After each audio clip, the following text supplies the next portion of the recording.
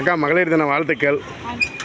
அக்கா இன்னைக்கு எப்படி போயிட்டு இருந்துச்சு? இன்னைக்கு மகளிர் தினோட ஃபங்க்ஷன் எப்படி போயிட்டு இருக்கு? எப்படி எல்லாருமே ஒவ்வொரு டிஸ்ட்ரிக்ட்ல இருந்து நாங்கள் வரோம். ஸோ நாங்கள் எல்லாம் முன்னுரிமை கல்வி ஆசிரியர்கள், அது போக நிறைய 2-3 சங்கங்கள் உள்ள வந்திருக்கிறாங்க. சரிங்க. ஸோ எங்களுக்கு இந்த மகளிர் தினம் அப்படிங்கிறது எல்லா நாளுமே நாங்கள் வீட்டுக்குள்ளேயே இருந்த ஒரு விஷயங்கள். சரிங்க. ஸோ எல்லாம் ஒவ்வொரு டீச்சர்ஸாக நாங்கள் இருந்தாலும் இந்த மகளிர் தினம் அப்படிங்கிறதுக்கு எங்களுக்கு ஒரு வாய்ப்பு எங்களுக்கு கிடைக்கவே இல்லை. பட் இன்னைக்கு நம்ம பள்ளிக்கல்வித்துறை அமைச்சர் எங்களுக்கு இந்த ஈவெண்ட் அரேஞ்ச் பண்ணி கொடுத்துருக்காங்க. Super super. நாங்கள் ரொம்ப நன்றி சொல்கிறோம். சூப்பர்.